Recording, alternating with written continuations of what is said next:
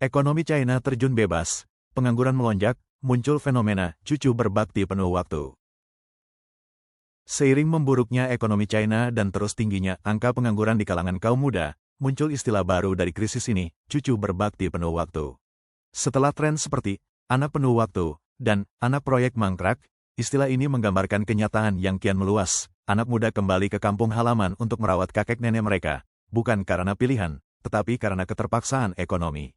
Menurut laporan Sunli and Life Lab tanggal 8 Juni, banyak pemuda kelahiran 2000-an, setelah gagal dalam ujian pegawai negeri atau kesulitan mencari pekerjaan tetap, memilih pulang ke rumah untuk mengambil peran sebagai pengasuh penuh waktu dalam keluarga. Salah satunya adalah Xiao Ru yang berusia 23 tahun, yang meninggalkan kehidupan kota dan kembali ke rumah kakek neneknya di timur laut China. Bekerja di luar justru menguras kantong keluarga. Saya pulang tanpa hasil. Setidaknya di sini saya bisa menghemat dan membantu kakek nenek saya. Kalau saya tidak di sini, mereka harus membayar perawat. Saya keluarga sendiri, kenapa tidak saya saja?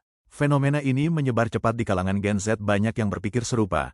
Mengapa bekerja untuk orang lain jika bisa bekerja untuk keluarga sendiri? Beberapa kakek nenek bahkan mendukung secara finansial. Seorang wanita muda memposting bahwa kakeknya, yang menerima pensiun bulanan 10.000 yuan, memberinya 7.000 yuan sebagai kompensasi atas perawatan penuh waktu. Dia tidak lagi sendirian. Saya punya pekerjaan, sama-sama untung. Di media sosial, para cucu yang bekerja penuh waktu memamerkan rutinitas harian mereka, belanja, bersih-bersih, memasak, yoga, menemani lansia. Moto mereka, pelayanan penuh perhatian, nilai emosional, kebahagiaan yang lengkap. Tanda kemerosotan sistemik. Sejarawan Li Yuanhua melihat tren ini sebagai sinyal nyata dari keruntuhan ekonomi. Dalam kasus tertentu, ini mungkin menguntungkan keluarga. Namun sebagai fenomena luas, ini mencerminkan melonjaknya pengangguran dan menyusutnya pasar kerja. Ini bukan hal normal. Orang-orang tidak memilih ini, mereka tidak punya pilihan. Mantan pendidik Gang Lu Tao menambahkan bahwa lockdown COVID menghancurkan bisnis kecil dan menghancurkan kepercayaan generasi muda. Anak muda saat ini menghadapi biaya perumahan yang melonjak, inflasi tinggi, dan upah yang menurun. Bahkan yang berpendidikan tinggi pun kesulitan mendapat pekerjaan layak. Gelar sudah kehilangan nilai. Mobilitas sosial ke atas pun terhenti. Gang menyalahkan Partai Komunis China, yang menurutnya menekan kebebasan berbicara, usaha swasta, dan kebebasan individu.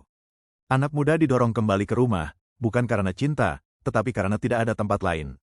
Pemerintah tidak bisa dipercaya, pasar tidak bebas, keluarga jadi satu-satunya tempat berlindung. Tidak semua mampu pulang ke rumah. Gang memperingatkan bahwa tren ini secara finansial tidak bisa bertahan lama bagi kebanyakan orang.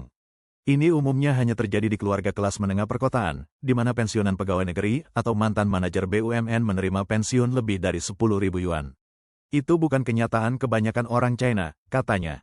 Pensiun rata-rata, terutama di pedesaan, hanya beberapa ratus yuan, bahkan tidak cukup untuk kebutuhan dasar, apalagi untuk menanggung cucu yang menganggur.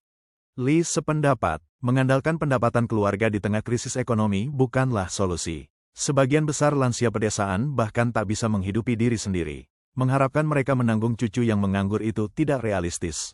Narasi yang menutupi krisis sebenarnya. Gang percaya negara sedang memanfaatkan narasi, cucu penuh waktu, untuk mengalihkan perhatian dari kegagalan struktural.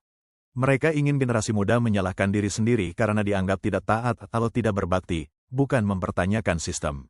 Ini adalah cuci otak. Ini membentuk kepasrahan sebagai bentuk bertahan hidup.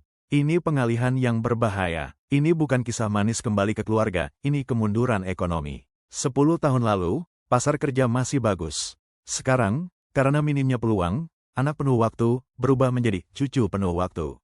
Ini bukan pilihan, ini keruntuhan. Li menambahkan bahwa keterputusan jangka panjang dari dunia kerja dapat merusak prospek masa depan. Anak-anak muda ini secara efektif sudah seperti pensiunan. Bahkan jika nanti ada pekerjaan, mereka mungkin tidak siap kembali ke masyarakat. Itu akan menciptakan lebih banyak masalah di kemudian hari.